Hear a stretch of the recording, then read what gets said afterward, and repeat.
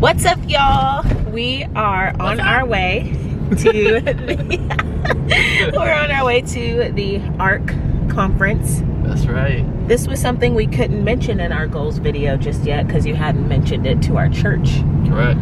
So, would you like to tell them why we're going to the ARC conference? So, the ARC conference is a church planting launch event. And that's what we're going to today, is the ARC launch event. And it's to basically, for people who want to plant a church, it's like the first step.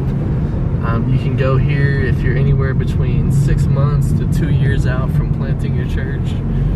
And we are planning on planting a church. Yes! Which we are so incredibly excited about. It's gonna be great, y'all. Planting a church in Louisville, Kentucky.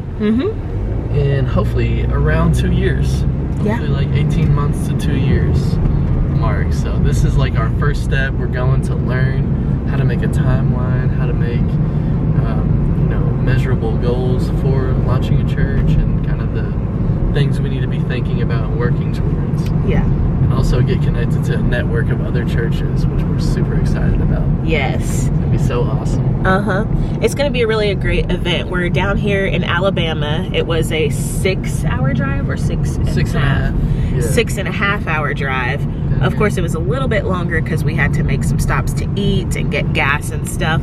But overall, it was actually a really nice drive down here. I was so afraid that we were going to be like just on the interstate the whole way, and it was just going to be like a really boring drive. But we were on Bluegrass Parkway. Yep. Pretty much like a good chunk of it, and then some nice highways. Yes, like now show them where we are. Now we're in the backwoods of Alabama. Now we are around Birmingham, Alabama. It's so nice down here. Yeah, there's a lot going on, but we just wanted to vlog this first part of us going, and I'll try to vlog a little bit inside, but I don't want to vlog too much because I want to be in the moment and stuff. So maybe like during worship I'll pull out the camera and just film some of that, but like when they're speaking and stuff I'll try. But I'm also, Taylor's more outgoing with the camera than I am, so anyway. Yes, that's right.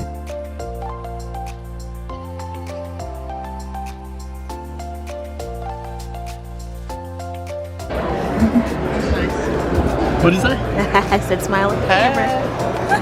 Here we are at the conference. That's right. Awesome.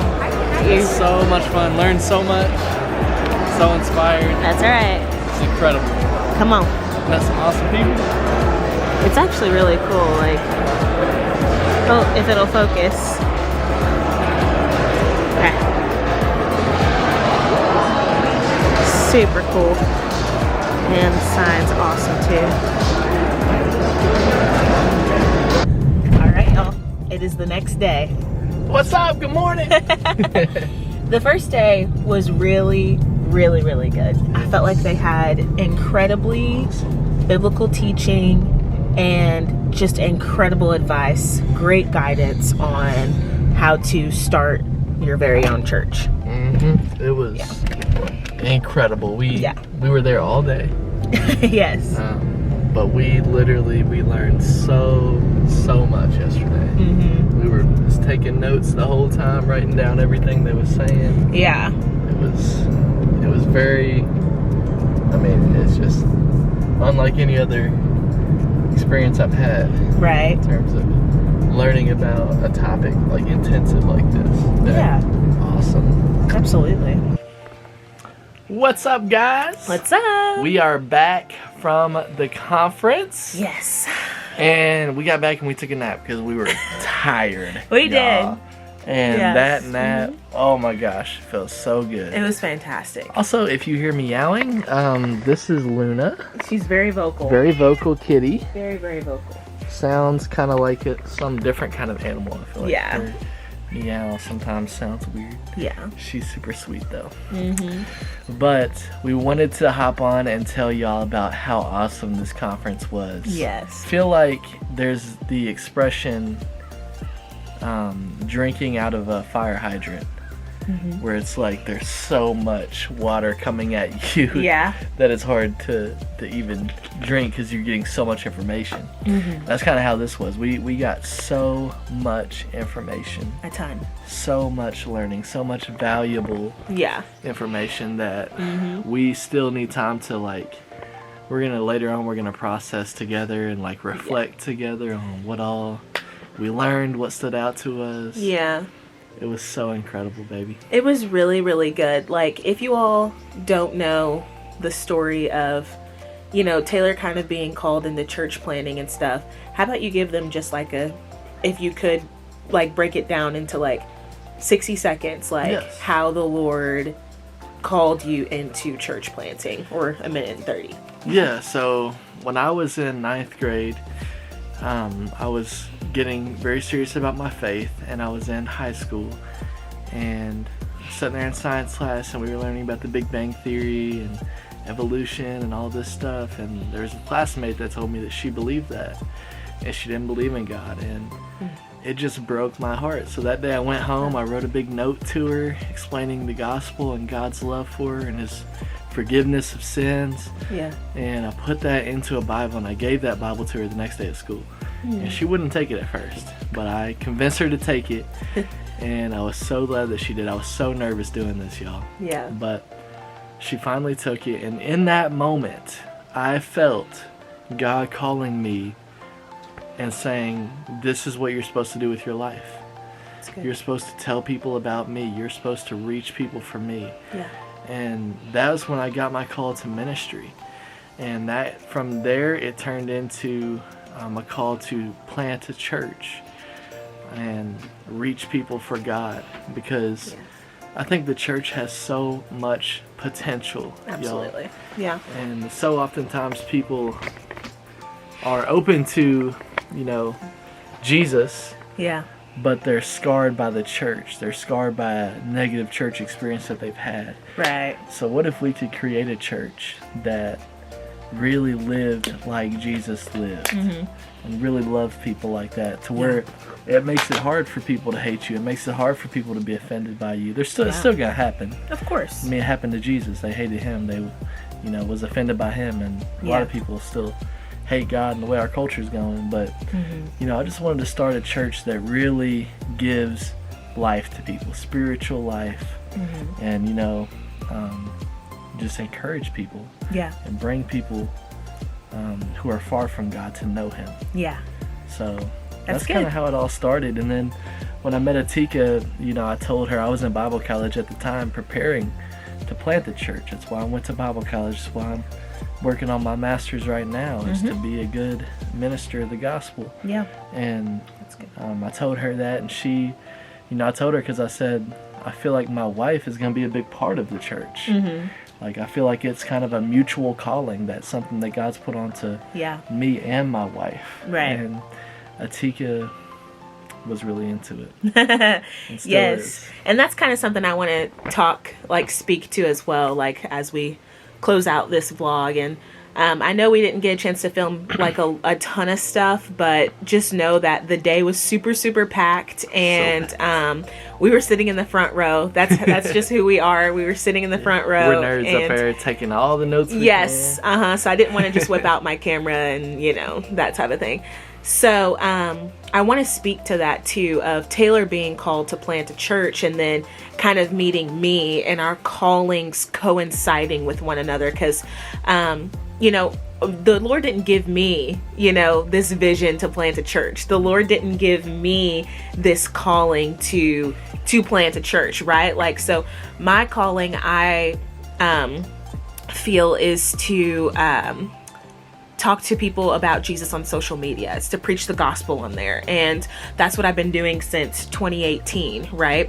But I think the cool thing about the Lord is that when you marry someone, like, your callings go hand in hand. This is one of the reasons, and this might be a little controversial to say, but this is one of the reasons why I feel like one person can't be called to missions and then the other person be called to something like completely on the opposite realm. Right. You know what I mean? Like, I do believe that as a husband and wife, your callings will coincide with one another.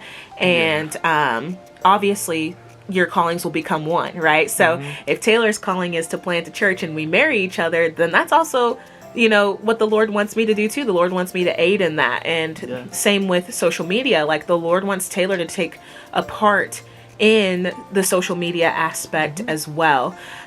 Even if he's not like the main person on the YouTube channel or something like that, like, the Lord wants him to still be a part of that and come alongside me, and that be our mutual calling together. And I think that one of the cool things about starting a church together is that, you know, I have all of this experience kind of being on social media. And when I was in college, I studied public relations and advertising with a minor in theater. So I'm just really good at communicating and media and just that type of stuff. And so it's just really cool because all of that stuff is super important. And we found that out here at, you know, the ARC conference of that stuff is super, super important. Making sure that you're marketing yourself well, making sure that you have a social media presence, and, you know, how you deliver the truth of the gospel without being mean or, you know, things like that. So I just feel like I've had a ton of experience doing that, especially in such a short amount of time of, like, you know, when you're on TikTok, at least before the whole 3-minute, 10-minute video thing, you only had 60 seconds to get to communicate your message, and that was it. So anyway, all of that to say, long story short, that I think that I always, you know, worry that some people might think, oh, well, she's just being drug along in this entire process. That's not true at all. Like, the Lord has allowed our callings to coincide with one another, and to have a mutual calling as our husband and wife. Like, our callings become one, you know what I mean? And that's something they talked about today at the ARC, was, you know, making sure, like, your wife feels secure, your wife feels safe in you planting a church, right? Because the problem is not planting a church, it's the security that the wife feels. It's the safety that the wife feels, knowing that your finances are in order, that you know what you're doing, that, you know, different things like that. So I really liked that too, and I kind of took that away from this conference as well. Yes, that was great, because they're like, if you want to go plant a church and your wife is like, no. No. That's usually a sign. It's kind of a sign from God that He's speaking through you, to you through your wife.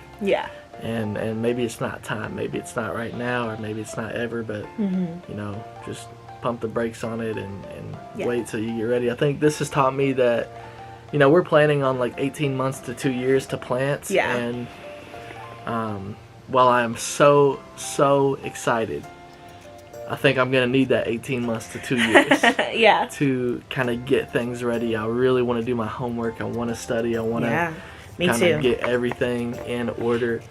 And then pursue it, because I want, when we plant, I don't want to plant too early. Exactly. That's the last thing I want to do, is plant too early and it not work, and then we have to kind of retry. You know, I want to get it right the first time. I want to leave y'all with a nugget from Pastor Chris today. Come on, baby. He was asked a question. How do you stay faithful to the truth in such a polarizing world? And this is what he said. He said 2 things. First of all, don't apologize for it. Because sometimes it's tempting to be soft. It's tempting to apologize for the truth. And second, don't be mean about it. You don't have to be mean about it. You can communicate the truth and still be nice. And still be loving. And you don't have to be a jerk. There's this term I heard one time by somebody, and I could not disagree with it more, but it's be a jerk for Jesus. And it's like, no, don't be a jerk for Jesus. Jesus does not want you to be a jerk. Exactly. It is good and noble and godly to be kind. And not to compromise the truth. You don't have to do that to be kind. But you can communicate the truth without compromise in a loving, gentle way. Of course. And I think, goodness gracious, that's what our world needs. Now more than ever. The Bible says to speak the truth in love. So you can speak the truth, which is great, but if it's not done in love, you only get it half right. Yeah, you only get it half right. So make sure that you are speaking the truth in love, because just like they said at the conference, like, this generation, people are longing for the truth, especially in a world where everything is truth, everything goes, nothing is logical anymore, nothing is thought out, nothing is planned. It's just do whatever you want to do, and that is right. And so we're going so far that direction that people are ready to swing back the other direction. So that's another thing Pastor Chris said, is you don't have to do something new, you don't have to do something edgy. He said, you know, right now, old is new. Yes. Because the world is so crazy. People are longing for stability. Yeah. People are longing for order. People are longing, and that's why people are attracted to old school things. Yeah.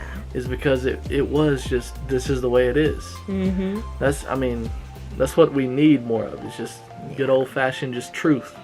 Right. You know, the truth of the gospel never changes. Yeah. If you are new to this channel, make sure you hit that big red subscribe button and turn on post bell notifications so that you get notified every time that we upload a video. Y'all, we are saving up for a new camera. Heck yeah, these videos are about to go way up in quality once we get our new camera, which we cannot wait for. Yes, we are super, super excited for that. We hope that you all stick along for the journey. We plan on documenting this church planning process. For sure. It's going to be fantastic. We're so excited for what the Lord is going to do in the city that we are the most creative and most inspired by.